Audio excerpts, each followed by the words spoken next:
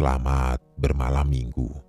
Jangan sedih buat kalian yang tidak kemana-mana dan hanya di rumah saja, sendirian pula. Mimin akan temani kalian dengan cerita horor malam ini dari akun Twitter Freddy Aspire @FreddyRaskin berjudul 14 hari terjebak di dimensi gaib. Bercerita tentang perjalanan horor seorang pencari rumput. Semoga cerita ini bisa menghibur dan menemani kalian semua. Semoga suka. Tetaplah tersenyum bahagia, jangan bersedih, dan selamat menyimak. Mimin yakin kalian pemberani.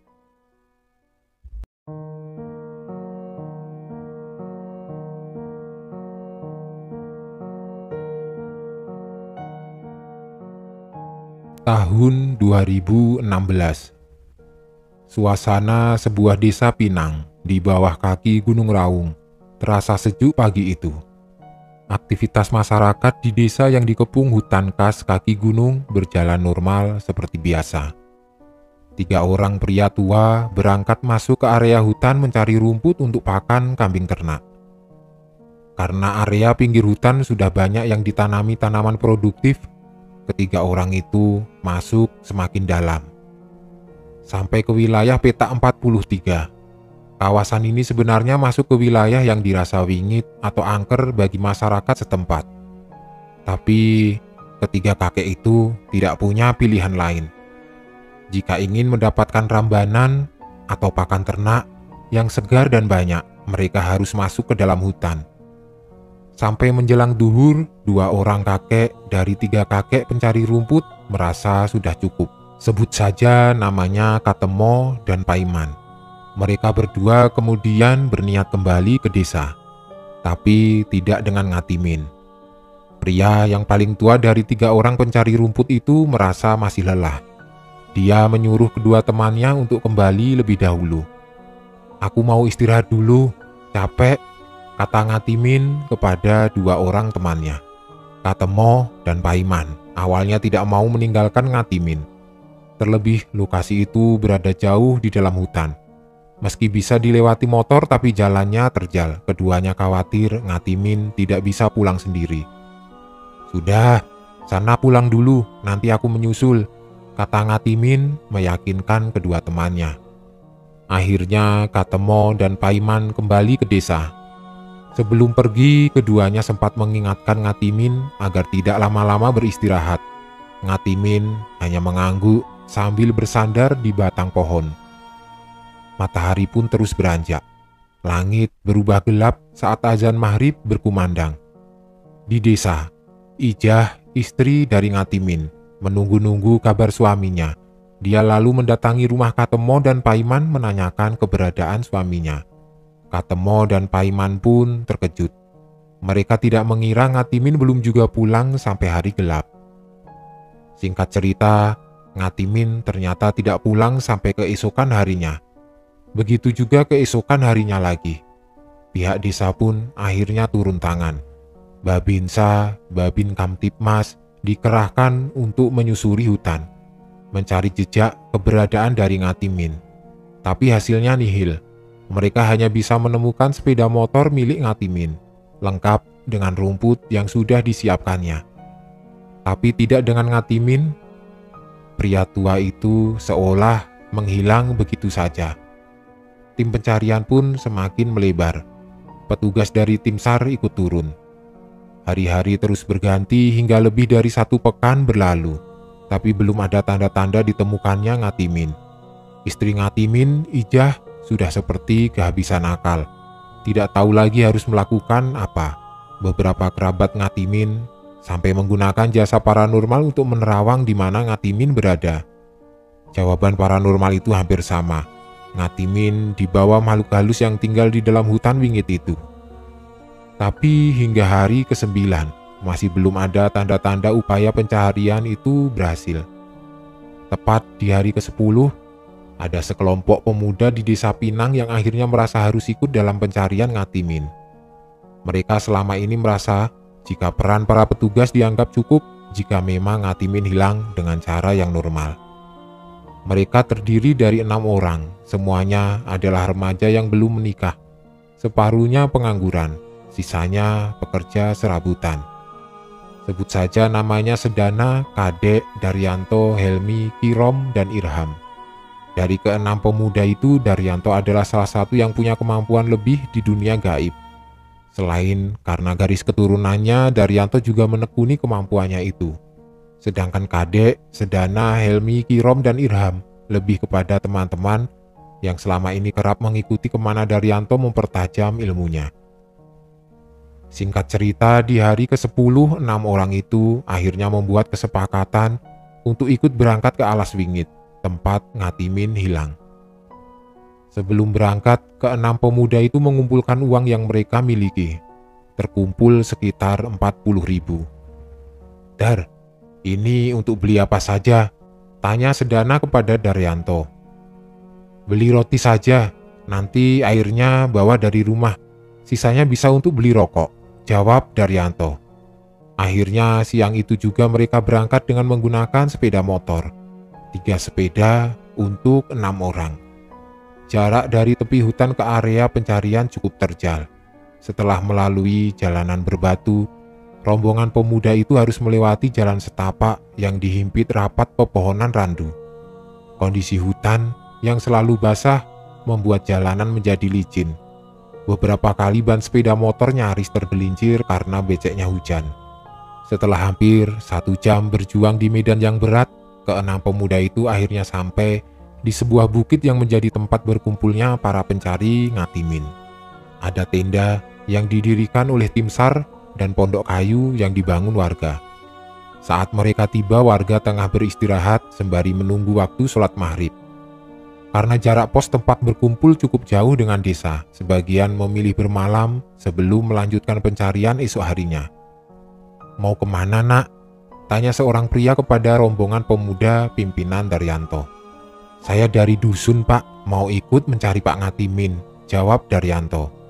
Pria yang kemudian diketahui bernama Imam itu akhirnya memperkenalkan dirinya kepada Daryanto dan 5 pemuda lainnya. Dari profil Daryanto, Imam pun akhirnya paham. Nama bapaknya Daryanto cukup terkenal di kalangan warga yang sudah berumur, terutama tentang kemampuannya dalam hal gaib. Setelah berbincang dan saling berbagi rokok, Imam bahkan menawarkan diri untuk ikut rombongan Daryanto. Total ada 9 orang yang ingin ikut bergabung, termasuk Imam. Mereka sebagian besar adalah keluarga dan kerabat dekat Ngatimin yang sudah hampir sepekan bergantian ikut pencarian. "Silahkan, Pak, tapi saya ingin masuk sampai ke dalam hutan angker." 9 orang yang mendengar ucapan Daryanto mengaku siap. Bahkan mereka membawa bekal tambahan jika nanti terpaksa harus menginap lagi di bagian terdalam hutan. Setelah beristirahat secukupnya, akhirnya 15 orang itu mulai masuk ke hutan yang lebih dalam. Kali ini mereka berjalan kaki, karena jalur yang ada sudah tidak mungkin dilalui kendaraan. Kali ini jalanan sudah didominasi bebatuan dan tanah gembur. Malam itu terasa semakin gelap, karena tidak ada cahaya bulan di atas mereka. Pepohonan yang semakin lebat seolah membekap 15 orang ke dalam kegelapan. Perjalanan terus berlanjut. Meski terasa berat, 15 orang itu seolah memiliki keyakinan yang sama. Jika malam itu Ngatimin harus ditemukan. Daryanto sendiri punya tujuan jika dirinya harus mencari keberadaan Ngatimin dari titik yang sudah diarahkan oleh sesuatu yang mendampinginya. Setelah hampir 1,5 jam berjalan, sampailah rombongan di sebuah pohon besar yang dikeramatkan warga. Pohon ini memiliki ukuran yang jauh lebih besar dari pohon-pohon lainnya. Warga menyebutnya Awak Wewe. Selain besar, di atas pohon ini ada banyak pakaian dalam perempuan. Mulai celana dalam sampai bra, tampak menjuntai tergantung di dahan tinggi. Tidak ada yang tahu apa yang membuat benda-benda tersebut tergantung di sana. Konon ini berkaitan dengan sosok wanita penunggu hutan yang diyakini tinggal di Awak Wewe. Selain deretan pakaian dalam yang tergantung, Di bawah pohon ada banyak cok bakal atau sesajen yang terdiri dari kelapa, bunga 5 warna, dan ayam goreng. Di bawah awak WW, Daryanto kemudian kembali menanyai orang-orang yang ada di rombongan jika perjalanan masih akan dilanjutkan. Bagi yang merasa tidak mampu atau takut diperbolehkan mundur karena dia tidak tahu apa yang akan ditemui di depan nanti. Ke-15 orang itu saling toleh. Mereka mulai mempertimbangkan banyak hal. Sampai akhirnya hanya 9 orang yang bersedia melanjutkan perjalanan. 5 orang dari kelompok pemuda yang sejak awal bersama Daryanto, lalu sisanya adalah imam, dan 3 orang keluarga dekat Ngatimin. "Baik Pak, nanti saya butuh salah satu anggota keluarga untuk ritual. Jadi yang lain bisa menunggu di sini," kata Daryanto. Mereka kemudian melanjutkan perjalanan. Ternyata setelah melewati awak WW, jalanan semakin ekstrim. Mereka harus melewati jalanan yang lebarnya hanya 2 jengkal telapak tangan yang menempel di pinggir tebing. Sedangkan di sisi lainnya adalah jurang yang cukup dalam. Berbekal lampu senter, mereka mulai berjalan beriringan. Sedana, salah satu anggota rombongan, sempat merasa ragu, tapi tetap memaksakan diri untuk tahu di mana akhir pencarian ini. Dengan menahan kantuk, dilangkahkan kakinya menyusuri jalanan sempit itu. Tanpa penerangan bulan, ke-9 orang itu tampak seperti orang buta yang harus meraba jalanan. Hanya Daryanto dan Imam yang tampak terbiasa dengan jalur yang mereka lewati. Sesekali angin dingin menerpa kaki rombongan saat melangkah melalui setapak. Setelah melewati jalanan sempit, akhirnya rombongan tiba di sebuah lokasi yang menurut Daryanto menjadi titik yang tepat untuk mencari Ngatimin. Lokasinya berada di tengah pepohonan, tapi terlihat sedikit terbuka daripada sisi lain hutan itu. Daryanto lalu membagi tugas. 4 orang diminta menjaga di lingkaran luar, karena menurutnya nanti akan banyak makhluk yang berusaha mengganggu jalannya ritual. Kemudian 5 orang lainnya berada di sekeliling Daryanto untuk menjadi bagian dari ritual. Di antara 5 orang itu, 1 di antaranya menjadi perantara. Orang itu harus anggota keluarga yang punya ikatan darah dengan Ngatimin. Akhirnya, Salimi lah yang dipilih, karena masih kerabat dekat Ngatimin dan terhitung yang paling berani. Setelah yakin, Daryanto memulai ritual dibakarnya 4 jumput dupa yang dibawanya. Selama proses itu berlangsung, Daryanto meminta semua orang mematikan penerangan, entah itu korek atau senter. 10 menit berlalu. Salimi mulai merasakan tubuhnya dirambati energi, lalu kemudian dia hilang kesadaran. "Assalamualaikum, Mbah," kata Daryanto menyapa sosok itu. Sosok yang merasuki Salimi tidak menjawab. Dia hanya menggeram, lalu tubuhnya membungkuk layaknya harimau. "Permisi Mbah, saya ingin tanya di mana Mbah Ngatimin berada saat ini," tanya Daryanto. Salimi yang masih kerasukan lalu menunjuk-nunjuk ke sebuah arah, sambil tubuhnya bersiap untuk berlari. Daryanto yang khawatir Salimi akan berlari dan hilang, lalu meminta ketiga orang lainnya untuk memegangi Salimi. Daryanto lalu memasang sebuah tali di leher Salimi. Dia juga memasangi leher Salimi dengan lonceng, untuk berjaga-jaga jika nanti Salimi lepas terlalu jauh. Salimi sempat meronta-ronta, tubuh Imam dan 2 orang lainnya nyaris terpental saking kuatnya Salimi. Setelah berhasil diikat, Salimi mulai berjalan. Cara jalan Salimi mirip dengan cara jalan harimau, bertumpu kepada tangan depan dan lutut. Belum 10 meter berjalan, Imam menarik tali yang mengikat Salimi. Imam ingin memastikan kondisi tubuh Salimi karena tanah yang ada di tempat itu banyak terdapat sisa-sisa kayu yang terpotong. Benar saja, ternyata telapak tangan dan lutut Salimi sudah berdarah. Imam meminta agar Daryanto mengganti penunjuk jalan yang lain, agar tidak melukai tubuh Salimi lebih parah. Daryanto pun paham, lalu menyadarkan Salimi kembali. Setelah beristirahat sejenak, Daryanto kembali menawari Salimi apakah masih bersedia menjadi mediator, dan Salimi tidak menolak. "Apa yang dimulai malam ini harus selesai malam ini," jawab Salimi. Akhirnya ritual kedua dimulai. Daryanto mengatakan ritual kedua ini kemungkinan akan menjadi yang terakhir. Selain karena jumlah dupa yang sudah menipis, Salimi juga sudah kelelahan. Dupa-dupa kembali dibakar. Kali ini Daryanto menghabiskan semuanya. Tidak ada yang tersisa di kantung kain yang dibawanya. Aroma dupa langsung menyeruak ke seisi hutan. Bahkan Sedana dan beberapa pemuda lainnya ikut mencium bau dupa yang lebih kuat. Tidak lama setelah asap dupa menyebar, Sedana yang berdiri bersama Kirom merasakan semua suara seolah berhenti. Suara jangkrik dan hewan malam yang sempat menemani sejak tiba di lokasi itu mendadak hilang. Yang tersisa hanya kesunyian. Bahkan mereka tidak merasakan ada hembusan angin. Dari jauh, Sedana melihat ada cahaya temaram yang seolah turun dari atas tepat mengenai tubuh Salimi. Cahaya itu seolah hanya turun untuk menyinari tubuh Salimi. Di tengah konsentrasinya melihat Salimi, Sedana tiba-tiba merasakan adanya suara-suara aneh di dekatnya. Lebih tepatnya suara anak-anak kecil yang sedang bermain. Sedana yang hanya bermodal nekat saja mulai merasakan takut. Anak-anak kecil itu seolah bermain di dekatnya dan Kirom. Sayup-sayup, anak-anak kecil itu seolah berkata, "Di sana loh, di sana loh." Bulu kuduk Sedana merinding. Dia yakin seyakin-yakinnya jika suara itu bukan dari anak kecil biasa. Matanya tidak berani menoleh ke sumber suara sampai tiba-tiba dia mendengar suara orang menggeram. Refleks Sedana menoleh ke sumber suara. Ternyata ada sosok tinggi besar yang tengah bersandar. Sosok itu seolah menatap Sedana dan Kirom yang tengah berdiri mematung.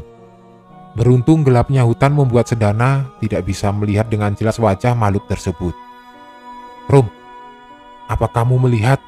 tanya Sedana sambil menarik kaos Kirom. Iya, sudah, jangan dilihat," bisik Kirom kepada Sedana. Meski takut setengah mati, anak-anak muda itu berusaha menahan diri, agar ritual yang sedang dijalani Daryanto tidak berujung sia-sia. Di tempat ritual, Salimi merasakan jika kali ini dirinya bisa mengontrol kesadarannya. Salimi sempat mendengar mantra terakhir dari Daryanto, sebelum akhirnya apa yang dilihatnya tidak lagi hutan gelap. Salimi melihat hutan itu seperti tempat terang di siang hari. Banyak orang berseliweran, tidak sepi seperti hutan pada umumnya. Salimi pun langsung menghentikan salah satu pria yang ditemuinya. "Mohon maaf, Pak. Permisi, mau tanya, apa ada pencari rumput yang tersesat di sini?" Pria itu tidak menjawab, hanya tersenyum, tapi jarinya menunjukkan ke sebuah arah. Salimi pun menunduk, takjim dan mengikuti arah yang ditunjukkan orang itu. Di tengah keramaian, Salimi akhirnya menemukan Ngatimin. Dia sedang terduduk lemah sambil bersandar di sebuah batu. Salimi ingat sekali jika jalanan itu berada tidak jauh dari pos tenda yang didirikan tim SAR dan beberapa warga. Aku lihat, Salimi berteriak. Sampai kemudian dia kembali tersadar dan matanya langsung menangkap gelapnya hutan seperti awal dia datang. Salimi lalu memberitahu Daryanto tentang apa yang dilihatnya. Daryanto tersenyum. Dia merasa jika ritualnya berjalan. "Ya sudah, ayo balik, Pak. Mbah Ngatimin sudah ketemu," kata Daryanto. Setelah berterima kasih kepada penunggu hutan itu melalui batinnya, Daryanto bersama rombongannya kembali ke arah pos kemah. Karena kondisi Salimi mengalami luka, perjalanan pun dilakukan dengan perlahan-lahan. Rombongan itu baru tiba di pos SAR saat matahari mulai terbit. Tidak menunggu lama, Imam langsung mengabari koordinator tim SAR yang ada. Awalnya mereka sempat tidak percaya lantaran lokasi yang dimaksud sudah sering mereka lewati dan tidak ada apa-apa. Akhirnya koordinator tim SAR bisa diyakinkan. Semua warga yang masih ada di pos ikut melakukan penjemputan dan ternyata benar. Ngatimin ditemukan berada di lokasi yang dimaksud dengan kondisi yang lusuh karena tidak makan berhari-hari. Ngatimin pun langsung dibopong warga. Imam tidak bisa menyembunyikan kebahagiaannya. Air matanya meleleh melihat saudaranya akhirnya bisa ditemukan. Ngatimin pun langsung dibawa ke rumahnya oleh warga dan tim SAR. Sementara itu, setelah kondisi Ngatimin membaik, dia pun mulai bercerita bagaimana yang dialaminya selama hilang. Ngatimin bercerita jika dirinya tertidur siang itu, tepat saat azan beduk atau adzan duhur. Tidak terasa, Ngatimin baru terbangun pada waktu maghrib, dia pun buru-buru berlari untuk pulang. Padahal saat itu dia membawa sepeda motor dan seikat besar rumput. Anehnya, Ngatimin seperti merasa tersesat di hutan itu. Dirinya tidak bisa menemukan jalan pulang. Setiap berlari meninggalkan hutan, dia justru kembali ke titik awalnya tertidur. Ngatimin berulang kali mencoba untuk pulang, tetapi hasilnya tetap sama. Dia sempat melihat kedua temannya masuk ke hutan mencarinya, tapi saat dipanggil, keduanya tidak mendengar. Sampai akhirnya mulai ada petugas TNI dan polisi yang masuk hutan mencarinya. Ngatimin berteriak-teriak minta tolong sampai tepat di depan petugas, tapi tetap saja tidak ada yang dengar. Sampai akhirnya Ngatimin merasa lemas. Berhari-hari tanpa makan dan minum membuatnya kelelahan. Ngatimin pun memilih duduk bersandar di sebuah batu sambil melihat lalu lalang orang yang mencarinya. Sampai kemudian orang-orang bisa melihatnya dan menyelamatkannya setelah 2 minggu hilang. Ngatimin sempat pasrah saat itu. Tapi ternyata itu bukan mimpi. Ngatimin benar-benar ditemukan dan bisa dibawa pulang. Saya bisa lihat saudara-saudara saya yang menangis, tapi mereka tidak bisa melihat saya. Cerita Ngatimin kepada orang-orang yang mendengarkan ceritanya.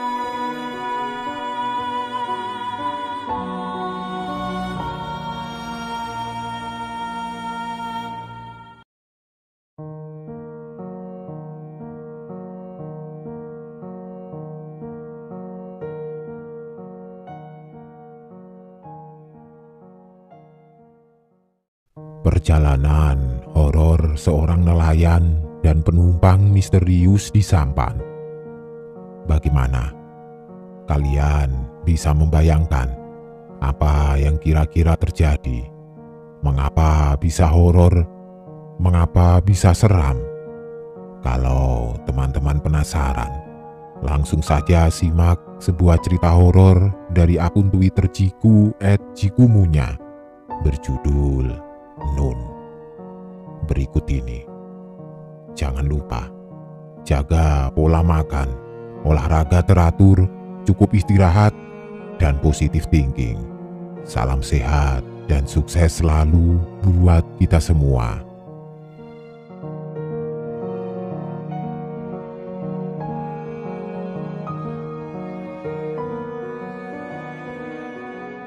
Bagi nelayan, malam adalah teman, jala adalah sahabat. Namun, dirinya adalah sosok paling sial. Tiba-tiba naik di sampan minta diantarkan pulang. Nun namanya. Cerita ini diceritakan oleh narasumber yang tidak ingin dipublikasikan siapa namanya. Cerita ini adalah seada-adanya cerita yang tidak dikurang-kurangi maupun dilebih-lebihkan. Aku mencoba menceritakan kembali dengan menjaga keaslian cerita. Siang itu, di hari Minggu, aku sedang berkutat dengan wajan untuk menggoreng ubi dari hasil panen di samping rumah. Keadaannya, aku di rumah sendirian. Bapakku sedang trip kapal. Begitulah bagaimana aku berada di rumah seorang diri. Kebetulan di depan rumahku aku memiliki seorang tetangga namanya Bapak Lukas, nama samaran. Memiliki satu orang istri yang sangat baik hati, juga memiliki 3 orang anak, 2 perempuan dan 1 laki-laki yang paling bungsu. Di samping rumah yang ditinggali bapakku, terdapat sebuah bukit di mana di balik bukit itu terdapat sebuah tempat prostitusi besar. Aku tahu cerita itu dari bapak, di mana sempat waktu itu ada banjir karena hujan besar dan rumah dipakai mengungsi perempuan-perempuan yang bekerja di sana. Selesai menggoreng ubi, aku menyisihkan sebagian untuk dibagi ke tetangga depan rumah. Kebetulan sekali, waktu itu keluarga Pak Lukas sedang berkumpul di atas dipan kayu yang sengaja ditaruh di depan rumah. Beliau ini sangat ramah. Saat aku datang, Pak Lukas buru-buru menyuruh istrinya untuk membuatkan segelas kopi. Sebenarnya sungkan, namun karena sudah dibuatkan aku menerimanya dengan senang. Jujur saja, aku bukan orang yang pemalu. Sampai-sampai aku mencoba menggunakan logat timurku yang sangat payah, hanya supaya tidak ada sekat. Namun, sepertinya beliau sangat menghargai itu dengan anggapan aku sudah berusaha keras.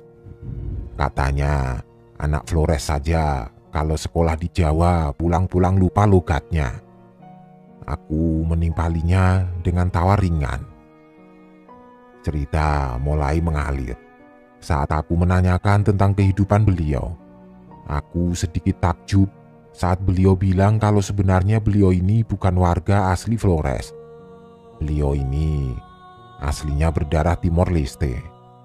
Merantau ke Flores karena jatuh cinta dengan seorang perempuan asli Flores, yang akhirnya mereka menikah dan menetap di Flores. Cerita mengalir begitu saja dan berubah menjadi sangat menyeramkan saat beliau bercerita tentang pekerjaannya. Beliau ini seorang nelayan. Beberapa kali menjadi pemburu kepiting, udang, hingga akhirnya fokus menjaring ikan setelah berhasil membeli sebuah jala atau jaring. "Bapak biasanya berangkat jam berapa?" tanyaku sembari menyeruput kopi yang sedikit lebih pahit dari kopi Jawa. "Malam, kadang juga tengah malam," kata Pak Lukas sembari menggigit ubi yang masih mengepul. "Tidak takutkah?" tanyaku lagi, mulai fokus dalam cerita. "Tidak, malah pernah dulu ketemu hantu," jawab Pak Lukas. "Wah, tidak takut?" tanyaku lagi, mulai penasaran. "Tidak, kasihan saja," jawabnya. "Kasihan? Kenapa?" tanyaku. "Minta diantar pulang," jawab Pak Lukas. Dan dari sinilah sebuah cerita menyeramkan itu terjadi. Lukas memeriksa jalannya sebelum berangkat mencari ikan. Dari dapur istrinya tengah mengaduk kopi agar saat menjala ikan suaminya tetap terjaga. Suara dentingan sendok beradu dengan suara burung yang kian berisik, membuat malam yang gelap pekat terasa ramai. Setelah memeriksa jala, Lukas ke dapur mengambil kopi yang sudah tersedia di atas meja. Sembari Lukas menyesap kopi, istrinya memasukkan 3 buah ubi ke dalam tungku untuk bekal suaminya. "Sisakan ikan untuk lauk, juga setelah menjual ikan, sisakan sedikit untuk membeli susu," ucap Ina, istri Lukas. "Iya," ucap Lukas, beranjak dari duduknya menghampiri tungku untuk mengambil 3 buah ubi yang sudah matang. Dibungkusnya ubi itu dalam lembar kertas koran lalu dimasukkan ke dalam tas. Tidak lupa, dia cium anak bungsunya yang sudah tertidur lelap di atas palungan kayu yang sengaja digantung agar si bungsu tidak menangis. "Bapak berangkat dulu," bisik Lukas pada bayinya agar tidak terbangun. "Hati-hati," ucap Ina tidak kalah pelan, nyaris berbisik. Dipikulnya jala. Lalu dengan berjalan cepat Lukas bergegas ke belakang rumah melewati jalan setapak kecil. Dilewatinya hutan di belakang rumah dengan pohon-pohon besar menjulang tinggi tanpa daun. Saat diterpa cahaya bulan, ranting-ranting pohon terlihat seperti tangan-tangan hitam yang seakan merangkak ingin menyentuh tanah. Jarak yang ditempuh Lukas lumayan jauh. Perlu menghabiskan 2 batang rokok untuk sampai di bibir sungai. Sungai ini adalah pertemuan antara air laut dan air tawar. Saking luasnya, sungai ini lebih terlihat seperti danau ketimbang sungai. dengan pulau-pulau kecil yang ditumbuhi pohon mangrove di beberapa bagiannya, membuat jalan sampan bercabang-cabang. Lukas melepaskan tali sampan yang terikat di sebuah pohon. Suasana bibir sungai sangat sepi. Sepertinya yang lain sudah berangkat. Melihat tidak ada sampan yang diparkir di bibir sungai, satu-satunya sampan hanyalah sampan miliknya. Setelah tali sampan terlepas, dimasukkannya tas dan juga jala di atas sampan. Didorongnya sampan itu pelan. Setelah mengambang, Lukas menaiki sampan itu lalu mengayuhnya pelan. Suasana begitu sunyi. Tidak ada suara burung seperti biasanya. Namun, menurut Lukas malah bagus, karena tidak akan membuat ikan takut.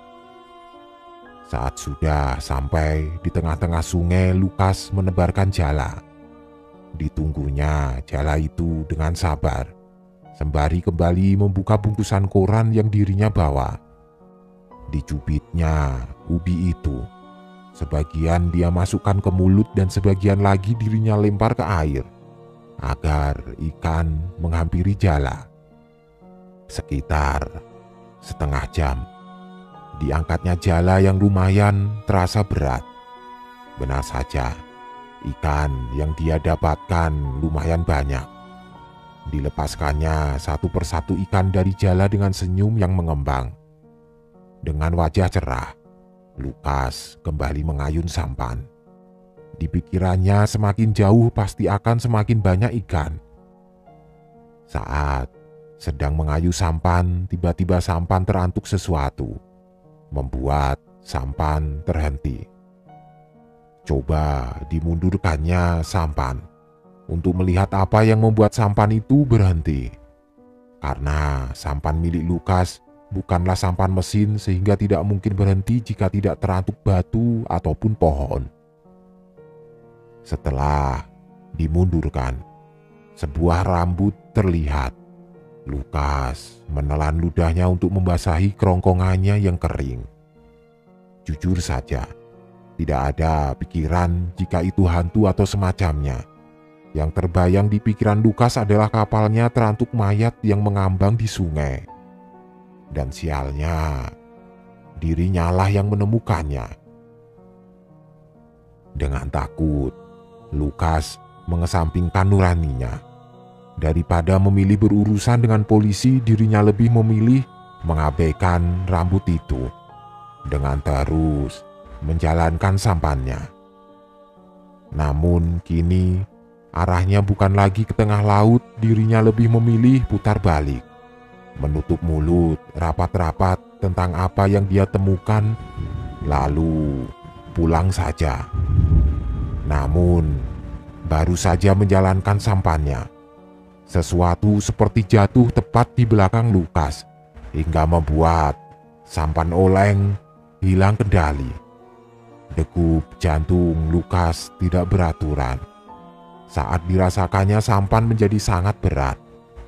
Seperti ada yang duduk menumpang di bagian belakang sampan. Lukas tidak mau menghadap ke belakang.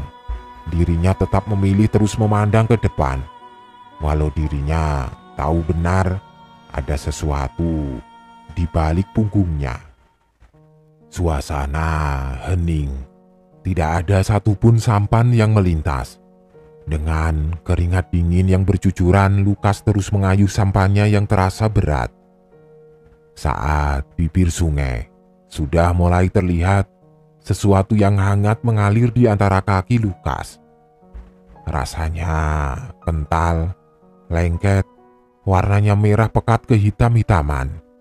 Dan di situ Lukas paham jika di belakangnya bukanlah manusia. Namun, Lukas masih bersikeras tidak mau menghadap ke belakang. Walau rasa penasarannya sangat tinggi, ketakutan mengalahkan rasa penasarannya. Sampai di bibir sungai, Lukas menghentikan sampannya. Dirinya menelan kembali ludahnya, Dadanya kembali berdegup kencang mengetahui jika jaringnya berada di belakang bersama ikan hasil buruannya. "Antar Nun pulang," kata sosok di belakangnya, membuat seluruh bulu kuduk Lukas meremang. Tidak dihiraukan kata-kata itu, Lukas turun dari sampan. Dengan berat hati dirinya berbalik badan. Tatapannya jatuh pada jala di tengah-tengah kaki yang pucat pasi, dengan rok merah sebatas tulang kering. Diambilnya jala itu dengan nafas yang memburu. Setelahnya mengambil tas berisi ikan, lalu mengambil tali sampan untuk diikat kembali ke batang pohon. Lukas melakukan semuanya dengan tangan yang bergetar. Setelah memastikan tali sudah terikat, Lukas berjalan setengah berlari melewati hutan. Di bawah sinar bulan, langkah kakinya beradu dengan suara langkah lain. Bayangan yang jatuh ke tanah bukan hanya bayangan miliknya. Sosok itu masih mengikutinya. Sampai saat setengah perjalanan, sosok itu terbang lalu berhenti tepat di depan Lukas. Di tengah jalan setapak, di antara pohon-pohon, sosok itu terlihat sangat nyata. Kakinya mengambang, bajunya berwarna merah darah, wajahnya tertunduk dengan rambut menutupi wajahnya, menunjuk ke arah bibir sungai sembari berkata, "Antar Nun pulang," katanya. Tidak lagi menggunakan intonasi paro. Kini suaranya menggeram, sembari menampakkan sebagian wajahnya yang rusak. Pak Lukas menutup cerita dengan memasukkan potongan ubi terakhir di dalam mulutnya. Cerita itu sangat berkesan ketika ternyata yang pernah ditumpangi bukan hanya dirinya. Kata beliau, asal-usul hantu itu pun sangat menarik. Ada yang bilang, jika hantu itu tadinya perempuan yang bekerja di tempat prostitusi di belakang bukit yang dibunuh, lalu dibuang ke sungai. Ada juga yang bilang, itu adalah hantu korban pembunuhan. Ada juga yang bilang kalau hantu itu adalah perempuan yang bunuh diri. Yang pasti, sangat disayangkan. Sebagai seseorang harusnya terus berbuat baik agar semesta memberi imbal balik yang baik juga. Sebenci apapun itu, jangan melukai apalagi membunuh. Mungkin karma tidak langsung datang, tapi siapa yang tahu karma apa sebagai ganti dari perlakuan kita. Ucap Pak Lukas sebagai pemanis dari akhir ceritanya.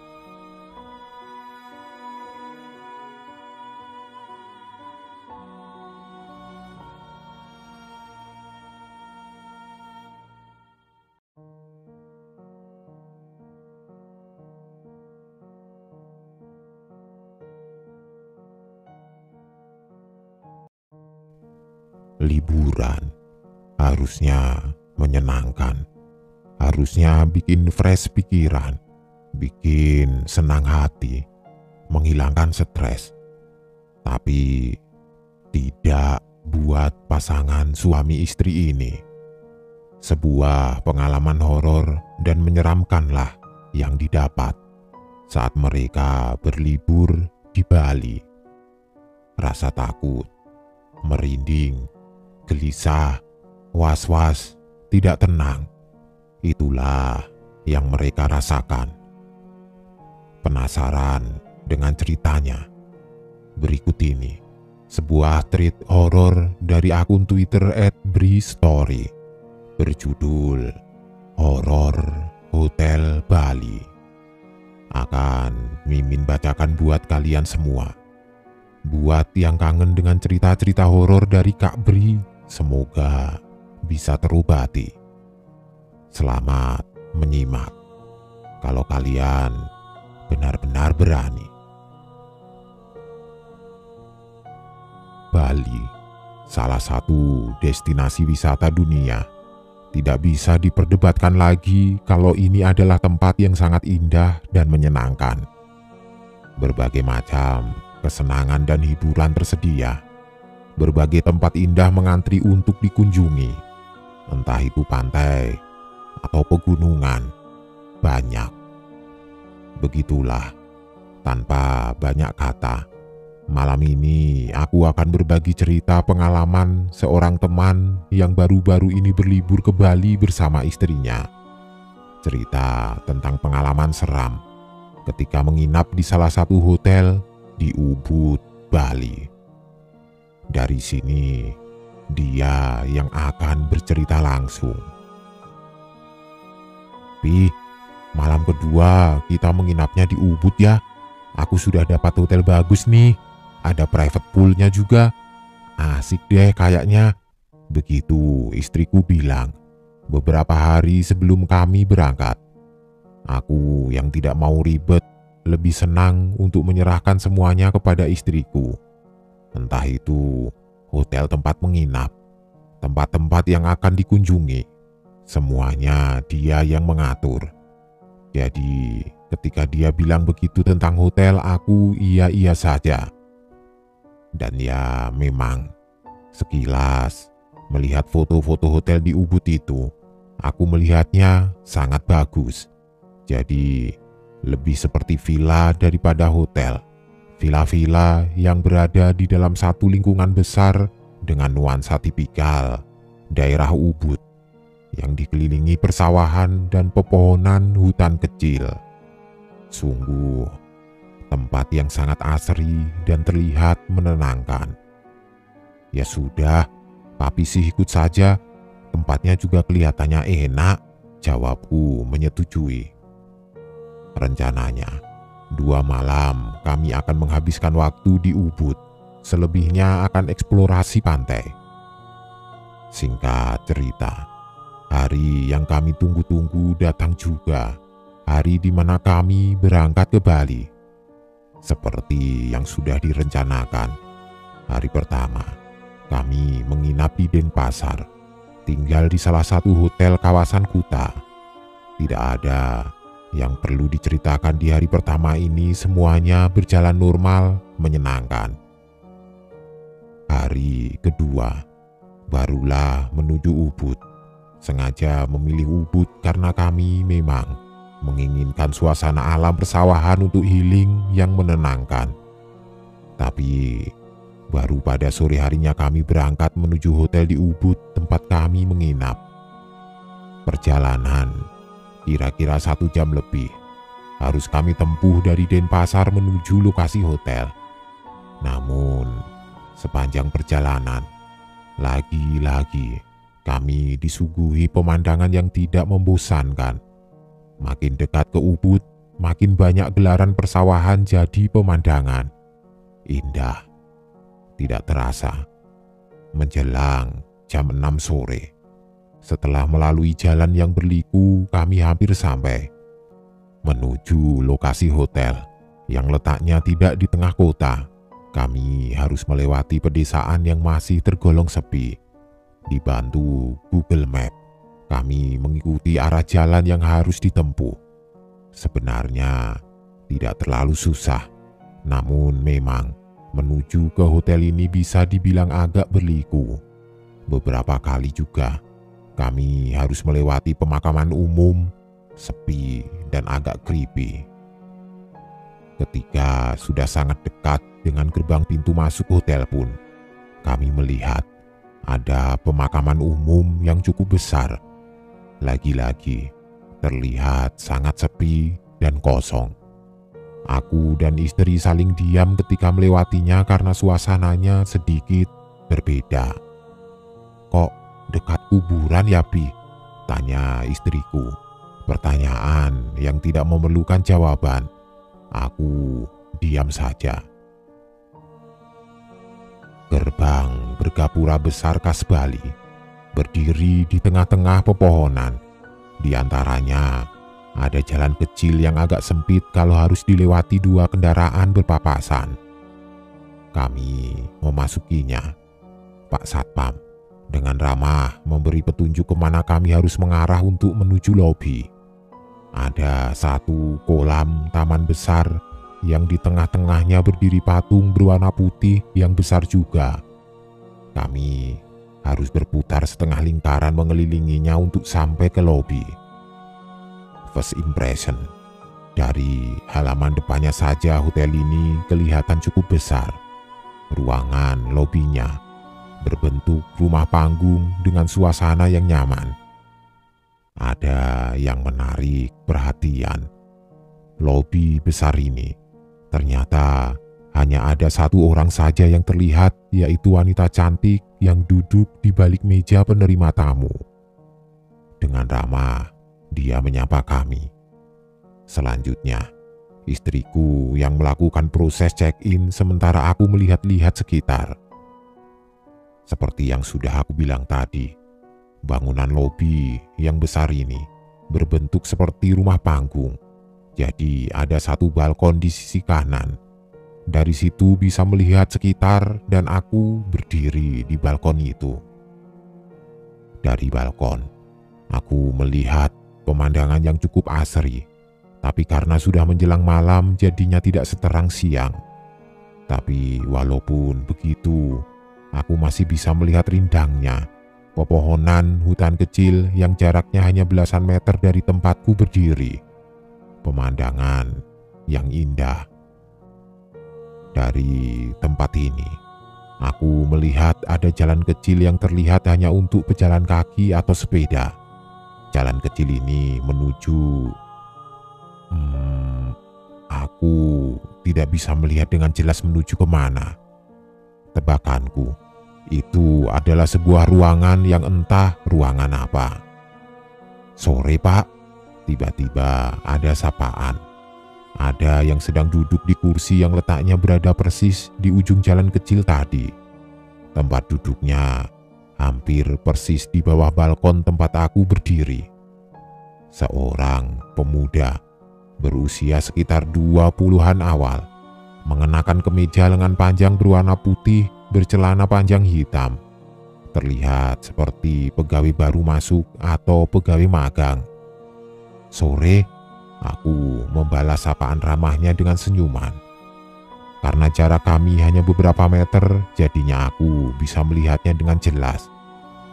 Setelah bersapaan, kemudian pemuda itu mengalihkan pandangannya ke depan, ke hutan kecil di hadapan kami.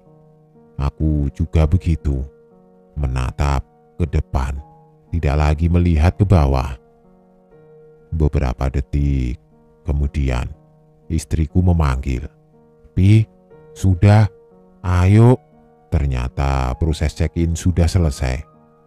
Sebelum menghampiri, refleks aku menoleh ke bawah, ke tempat di mana pemuda berbaju hitam putih itu duduk. Tapi aneh, ternyata dia tidak ada di tempatnya. Kursinya sudah kosong. Mungkin sudah masuk ke ruangan. Begitu pikirku. Tapi masa iya? Hanya dalam 3 atau 4 detik? Tapi ya sudah, aku tidak terlalu memikirkannya. Setelah itu aku langsung menghampiri istriku. "Nanti kendaraan bisa parkir di tempat itu ya, Pak. Petugas kami akan mengantarkan Bapak dan Ibu menuju ke kamar." Mbak resepsionis bilang begitu, sambil menunjuk ke arah lapangan di samping bangunan lobi ini. Ternyata memang hotel ini berkonsep villa atau resort. Salah satu peraturannya kendaraan diberi tempat parkir khusus. Tidak boleh masuk ke lingkungan hotel. Jadi para tamu harus berjalan kaki untuk menuju kamar atau villanya masing-masing. Sebenarnya tidak masalah, karena kami melihat lingkungan hotel ini sangat asri dan bersih. Pepohonan rindang. Jadinya untuk berjalan kaki tidak akan memberatkan. Dan karena kamar yang kami dapat letaknya nyaris di ujung, jadinya sepanjang jalan bisa menikmati pemandangan. Benar, hotel ini sangat luas. Jumlah kamar dan villanya cukup banyak. mungkin sekitar 50-an.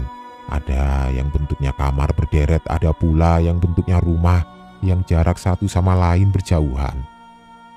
Sepanjang jalan, kami menemukan banyak taman kecil dan indah lengkap dengan kursi dan meja di tengahnya. Oh iya, ada 3 kolam renang ukuran sedang yang kami temui. Kolam ini bisa digunakan oleh seluruh tamu. Begitu menurut Mas yang mengantar kami bilang. Walaupun hari sudah agak gelap, tapi kami masih bisa melihat semuanya dengan jelas. Secara keseluruhan, lingkungan hotel ini indah dan menenangkan. Tempat yang sangat pas bagi kita untuk healing. Itu Mas, kamarnya. Setelah kira-kira 5 menit kami berjalan, akhirnya Mas pegawai hotel yang mengantar kami bilang begitu. Deretan kamar berjumlah 5 bangunan yang menempel sudah kelihatan dari tempat kami berdiri. Dan lagi-lagi kami melihat ada taman. Kali ini letaknya tidak jauh dari posisi kamar yang nantinya akan kami tempati. Taman ini tidak terlalu luas, tapi ada beberapa kursi besi lengkap dengan meja kecil. Ada beberapa pohon rindang juga berada di dalamnya. Nah, di taman yang kelihatan nyaman ini, aku melihat ada seorang bapak sedang duduk santai sambil memperhatikan anak perempuannya yang sedang bermain. Kami sempat berpandangan dan saling melempar senyum. Sepertinya bapak dan anak itu tamu di sini juga, aku pikirnya begitu. Hanya berjarak belasan meter dari taman tadi, akhirnya kami sampai. "Ini kamarnya Pak," ucap Mas hotel sambil membukakan pintu, kemudian kami masuk. "Wah, kamarnya besar," ucap istriku pelan. Memang benar, menurutku juga begitu. Kamar ini besar. Setelah melewati pintu, di sebelah kiri adalah letak toilet berada. Toiletnya besar, dengan bathtub besar juga di dalamnya. Selain itu, isi kamar tidak beda jauh dengan kamar hotel lainnya. Ada tempat tidur, meja, kursi, TV. Oh iya, tempat tidurnya agak berbeda. Tempat tidur besar desain kuno berbahan kayu, dilengkapi dengan kelambu tipis mengelilinginya. Dan tentu saja, ada kolam renang kecil di bagian belakang hotel, private pool. Kolam renang ini berhadapan langsung dengan pesawahan tanpa pagar pembatas. Tapi karena kami sampai di situ hari sudah gelap, jadinya pemandangan di belakang jadi tidak begitu kelihatan indahnya. "Terima kasih ya Mas," ucapku berterima kasih ke pegawai hotel yang mengantarkan kami tadi ketika dia berpamitan. Setelah itu kami mulai membereskan barang bawaan, unpack istilahnya. Oh iya, rencananya kami akan menginap di hotel ini selama 2 hari. "Pih, tas hitam yang satu lagi kemana ya? Kok tidak ada?" Iya, ternyata ada salah satu tas kami yang tidak ada. Aku pikir mungkin tertinggal di mobil atau di lobi hotel. "Coba aku telepon ke lobi ya, siapa tahu ketinggalan di sana," aku bilang begitu, seraya meraih gagang telepon untuk menghubungi lobi hotel. Setelah itu, aku terlibat percakapan dengan staf resepsionis di ujung telepon, menanyakan keberadaan tas kami. Tapi ketika masih dalam perbincangan, tiba-tiba pintu kamar ada yang mengetuk dari luar. "Mbak, ada yang mengetuk pintu, boleh nanti saya telepon lagi," aku bilang begitu, kemudian menutup percakapan telepon. Aku yang harus membuka pintu karena istriku sedang berada di toilet. "Pak, ini tasnya ketinggalan di lobi tadi." Aku kenal dia, pemuda yang sedang berdiri di balik pintu ketika aku membukanya. Pemuda berkemeja putih lengan panjang, bercelana hitam. Benar, aku mengenalnya. Ini adalah pemuda yang aku lihat sedang duduk di bawah gedung lobi. "Oh iya, makasih ya. Kok cepat, baru saja saya telepon ke lobi," jawabku. "Iya Pak, sama-sama." Kemudian pemuda ini langsung pamit pergi balik badan sambil tersenyum meninggalkan aku yang masih berdiri di pintu. Padahal masih penasaran, benar dia atau bukan yang aku lihat di lobi tadi. Tapi ya sudahlah. Aku lalu menutup pintu. Selanjutnya malam pun bergulir. Di belakang, yang sudah aku bilang tadi, ada kolam renang kecil terbuka tanpa atap. Di sebelah kanannya ada gazebo kecil juga. Di gazebo inilah aku dan istri berbincang menikmati malam dan pemandangan persawahan. Sempat membicarakan tentang keadaan hotel ini yang sangat sepi pengunjung.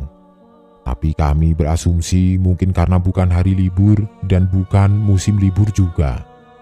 Mungkin begitu. Perbincangan terus berlanjut sampai jam 11 lewat, nyaris tengah malam. Ketika sedang asik-asiknya berbincang, tiba-tiba kami mendengar ada suara percakapan dari kamar sebelah. Oh iya, kamar kami berada di tengah-tengah. Jadi di sebelah kiri, kanan ada kamar lain. Hanya terpisahkan oleh dinding setinggi kira-kira 2 meteran. Kami jadi tidak bisa dengan mudah melihat ke kamar sebelah karena dinding ini. Kami saling berpandangan ketika mendengar suara 2 orang itu. Iya, ada 2 orang yang kami dengar, yaitu seorang bapak yang sedang berbincang dengan anak kecil perempuan. Kedengarannya seperti itu. "Oh, sepertinya bapak sama anak yang tadi di taman itu, Mi," nyaris berbisik aku bilang begitu. "Di taman mana?" Istriku bertanya balik. "Taman depan, pas kita baru datang tadi." "Tidak ada, aku tidak lihat." "Ah, masa segitu jelasnya kamu malah tidak lihat?" "Tidak tahu ah, aku tidak terlalu memperhatikan kali." Jadi istriku merasa kalau dia tidak melihat ada orang di taman sore tadi. Padahal aku jelas-jelas melihat ada seorang bapak sedang bersama anak perempuannya, yang aku yakin mereka saat ini sedang berada di sebelah kamarku. Setelah sedikit perbincangan pelan itu, kami jadi diam. Perhatian teralihkan ke perbincangan bapak dan anak di kamar sebelah. Karena mereka berbincang tidak terlalu keras, jadinya kami tidak mendengar dengan jelas apa yang mereka sedang perbincangkan. Aku penasaran, aku bilang begitu kepada istriku. Lalu aku bangun dari duduk dengan maksud untuk mengintip ke sebelah. "Tapi, jangan," istriku menarik tanganku, menahan aku agar mengurungkan niat. Tapi aku penasaran, tetap ingin melihat ke sebelah. Tidak perlu usaha berlebih, aku cukup berdiri di atas gazebo sudah kelihatan suasana kamar sebelah walau tidak seluruhnya. Aku juga tidak bisa melihat sosok bapak dan anak yang sedang dan masih berbincang itu. Tapi bisa melihat dengan jelas kalau kamar sebelah ini gelap gulita. Sama sekali tidak ada lampu yang menyala. Gelap. Dari teras sampai isi kamarnya terlihat gelap. Sementara itu, perbincangan bapak dan anak perempuannya masih saja terdengar. "Sebelah gelap sekali. Kok pada ngobrol gelap-gelapan ya?" Aku bilang begitu kepada istriku ketika sudah kembali duduk di gazebo. "Mungkin mereka memang suka gelap-gelapan. Biarin saja sih, Pi. Lagian, ngapain juga papi ngintip-ngintip segala?" sungut istriku. Suka tidak suka, kami jadi terus mendengarkan perbincangan di sebelah karena sangat menarik perhatian. Cukup lama kami mendengarkan. Yang awalnya tidak ada perasaan apa-apa sampai ketika merasa ada yang aneh. Sebelumnya terselip tawa dan canda, tapi lama-kelamaan berubah menjadi tangisan lirih sang anak perempuan. Sementara si bapak seperti sedang bicara dengan nada kesedihan. Aku dan istri menyadari akan hal itu, kami saling berpandangan, bertanya-tanya. Lama-kelamaan makin aneh. Anak perempuan itu bisa tiba-tiba berubah, kadang tertawa ceria, lalu menangis terseduh-seduh. "Bi, aku merinding," istriku berbisik. Aku juga merasakan merinding, lalu memberi kode tanpa berbicara, mengajak istriku masuk ke dalam kamar. Ada yang aneh dan agak menakutkan.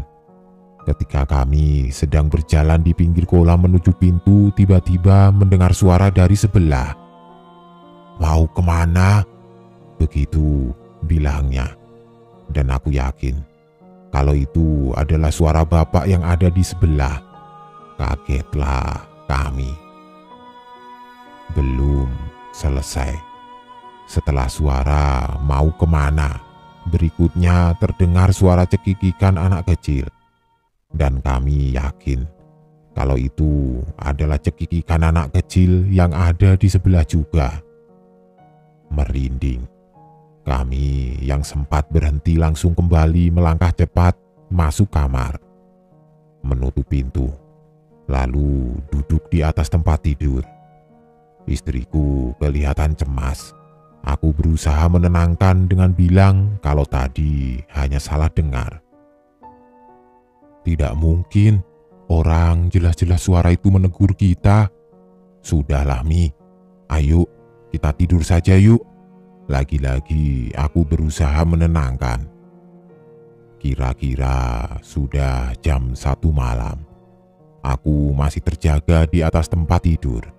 Sementara istriku sepertinya sudah nyenyak.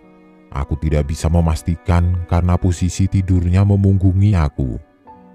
Jujur, setelah kejadian di gazebo tadi, aku jadi was-was.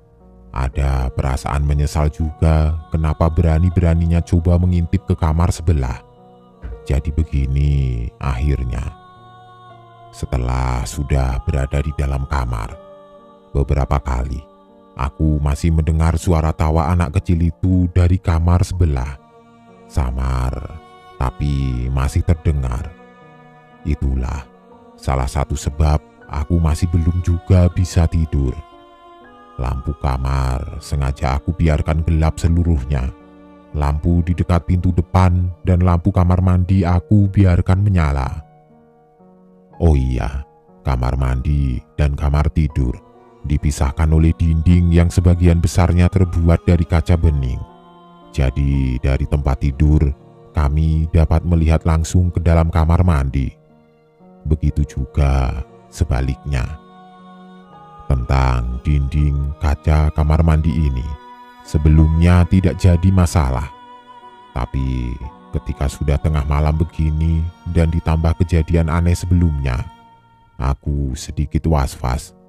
Menoleh sedikit saja ke kanan, aku sudah bisa melihat dalam kamar mandi yang besar ini.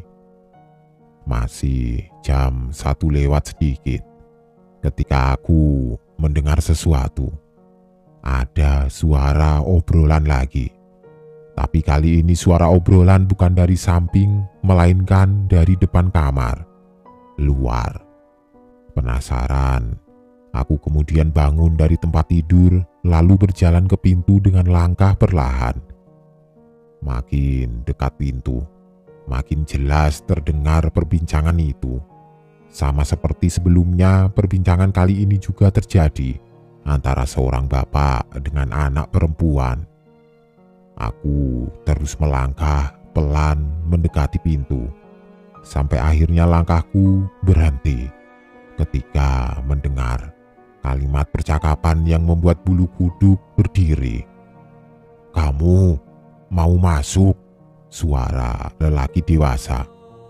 "Mau, Pak," suara anak kecil perempuan. Mendengar percakapan itu terjadi persis di depan pintu, saat itu juga aku berhenti melangkah. Anehnya, setelah itu percakapan juga berhenti. Suasana jadi hening, sangat hening. Kemudian, aku berjalan lagi menuju tempat tidur. Belum ada suara-suara lagi, tetap sepi. Perasaanku masih tidak karuan. Di atas tempat tidur lagi-lagi aku belum juga bisa memejamkan mata. 1 menit. 2 menit. 5 menit. Tidak ada apa-apa.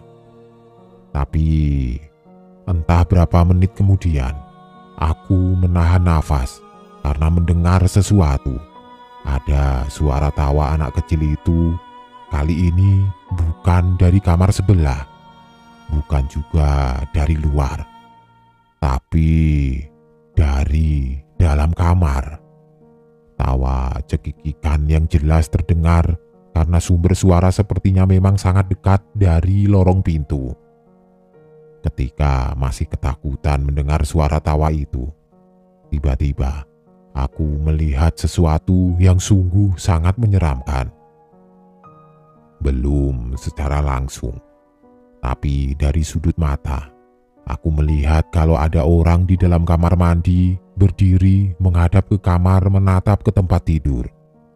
Dari perawakannya, sosok itu adalah seorang lelaki mengenakan jubah mandi dan aku masih belum berani menatapnya langsung.